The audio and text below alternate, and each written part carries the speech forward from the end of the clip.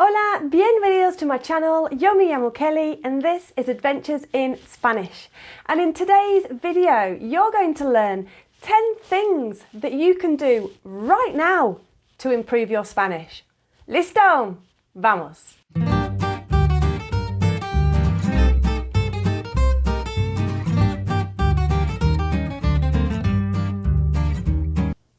Okay, so the first thing you can do is revisit the Spanish alphabet.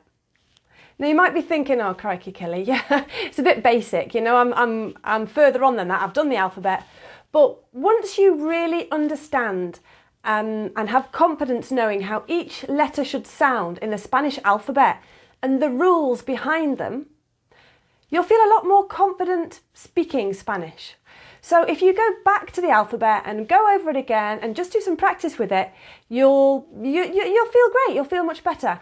And I've picked up two handy little tricks to around the B and the V to distinguish between the B and the V. For example, the B in Espanol, you know, is pronounced a B, B. And the V, a V, or an uve, depending on which country you're in. But let's call it for now a V. So the B and the V sound really similar. Bay, bay, bay, bay. In fact, I've got some friends who, instead of saying bay, say bay. So the way to distinguish between those is to call the B a B alta, a tall B, and the V a V corta, a short V. All right, the next thing you can do is to learn a one or two or a few key phrases in Espanol. Write them down and practice saying them until you know them off by heart. Some great examples are ¿Puedes hablar más despacio, por favor? ¿Puedes hablar más despacio, por favor? Can you speak slower, please? And estoy aprendiendo español. Estoy aprendiendo español. And if you want, once you've written that sentence down, you can take it apart a little bit and look at the different nouns and the verbs and which is masculine, which is feminine and where they come from. Dale. Bien. The next thing you can do is to record yourself speaking those phrases. This is a fabulous way to get to know your Spanish self.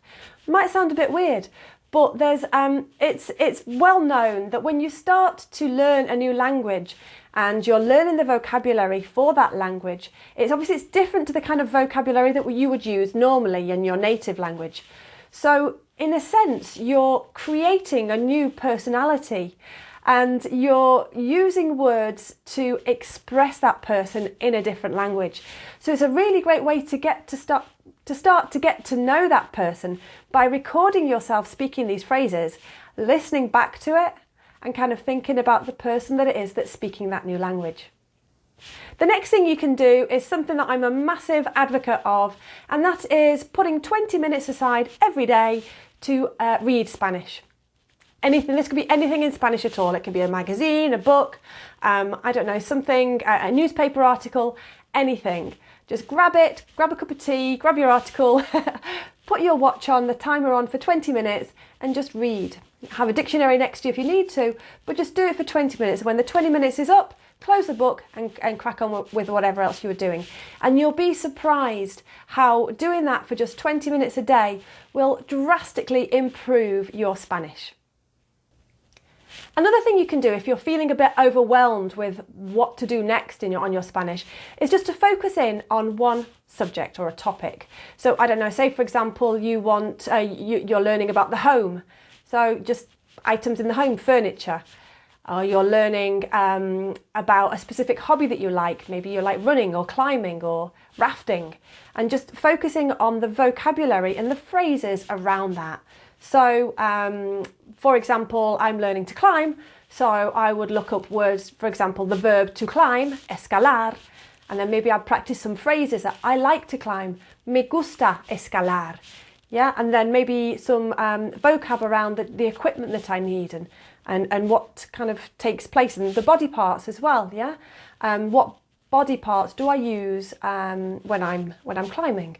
This is a great way to build your interest as well on a particular subject rather than just learning vocab for vocab's sake.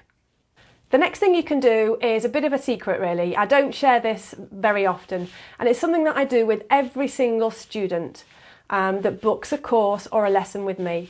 And we start to create a verb timeline. We have a line across the middle of a piece of paper, 3 different pieces of paper for AR, ER and IR ending verbs.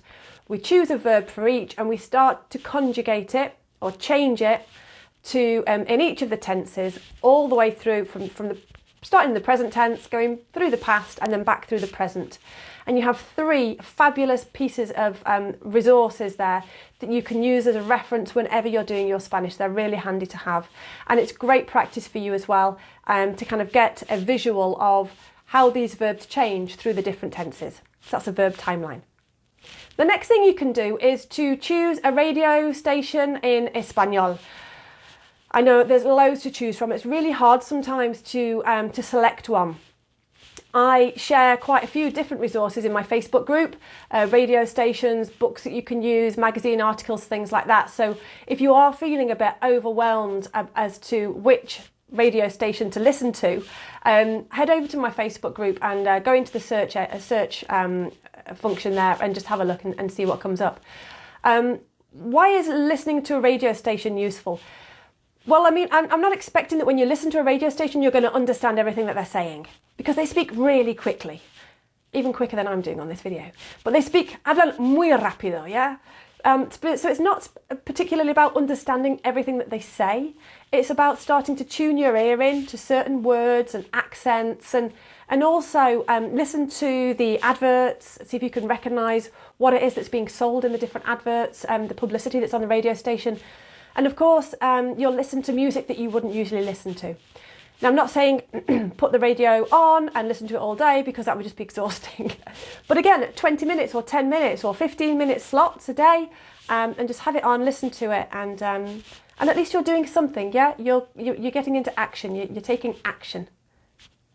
The next thing, of course, you can do is to book a course or a lesson. And this is interesting because some people are really afraid of taking that step and committing with a Spanish tutor. Maybe, you feel that, you've been learning with Duolingo, or you've been watching, all these YouTube channels, and you kind of know what you're doing and you're happy with that.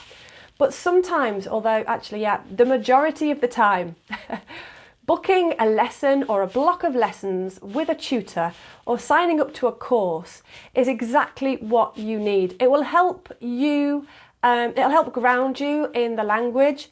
It'll help you understand what it is that you know and you already know, kind of like consolidating your learning that you've done so far. But it would also help you have a better idea of where you need to go, like what you need to do next. And of course, the Spanish tutors, that's what we're here for, to help guide you, to support you, and to challenge you. So if you're feeling a little bit lost at the moment and want to have a chat with me about any of the courses or services that I offer, please get in touch. You don't have to sign up for the rest of your life. Yeah. You can just book a couple of lessons or a block of 6, or join one of my courses, or I don't know, or have a look at the online courses that I run, or any other tutor. I mean, you don't have to book with me, obviously. But getting that tutor support, that professional feedback on where you're at is invaluable, especially if you've been learning independently for a while. So don't be too scared, take the plunge, go with what feels right, book a lesson and take it from there. The next thing you can do is to create a language learning routine. I talk about this a lot, and it's really important, especially if you've got a particular goal that you're working towards. So if you know that you've got your holiday booked for next summer and you're going to Malaga, or you're going to Gran Canaria, and you really want to be speaking better Spanish than you did this summer, then you can work out how many months you've got and what time you have available and what your learning style is like. Are you more of you like to do drip feed and a little bit every day, or are you more of a crammer? And look for resources that suit your learning style. And be aware that sometimes searching for learning resources can take up quite a lot of time. So what you don't want to do is to fall into that trap of spending hours searching and trawling the internet for different resources and then not having enough time for the actual learning. One of the great reasons that I put together the holiday Spanish course is to help people with this, to help you create a language learning routine. It's a 6-week course that has daily videos, so daily lessons. They're 10 minutes long and they're backed up and they're supported with a reading, writing, oral and a listening activity. And you do a little bit every day from Monday to Friday for 6 weeks leading up to your holiday. You have the weekends to revise or to go over anything that you didn't quite understand. There's little quizzes and there's loads of support in there. And it's basic Spanish. And it's a really great way to help you create a language learning routine that's then sustainable over time, because what you don't want to do is start learning a language and be like, yeah, and all that energy and all that excitement we have at the beginning, and then be like, try to be doing too much. And you're like, oh, no, this just feels too overwhelming. And before you know it, you've decided that you don't want to do it anymore. But if you do a little bit and often, I suppose it's like anything. A little bit and often, it helps you create the language learning routine, and it'll help you kind of move forward once you finish the course or the series of videos that you're watching. And finally, something else that you can do right now to move forward with your Spanish learning is take a piece of paper and a pen and write down all of the things that you already know. Now, I'm not saying to write down all the words that you already know in Spanish, or think of all the phrases that you can already pronounce, but kind of go, right, okay, I know how to talk about myself. I know how to check in at a hotel. I know how to order food and drink in a restaurant. Yeah, I know how to give my opinion of something, and I know how to back it up with a reason. I know how to talk about films, or I know how to talk about rafting, or I know how to talk about running, or I know how to talk about climbing. Yeah, those kinds of things, and concentrate on all of the things that you already know. You'd be surprised how much you already know, because it can feel so overwhelming sometimes of everything that we don't know. But hone in on the things that you do actually know, and then have a little think about what you'd like to know next, and take it from there, one step at a time. So there you go, a whistle-stop tour of 10 things that you can do right now to improve your Spanish. And if you'd like help with any of these, please get in touch. I'd love to help you. I've got a range of courses and lessons and online courses and resources available in my newsletter. I've got my blog, my YouTube channel. So reach out and let me know how I can help you move forward with your language learning journey. That's all for now. Adios!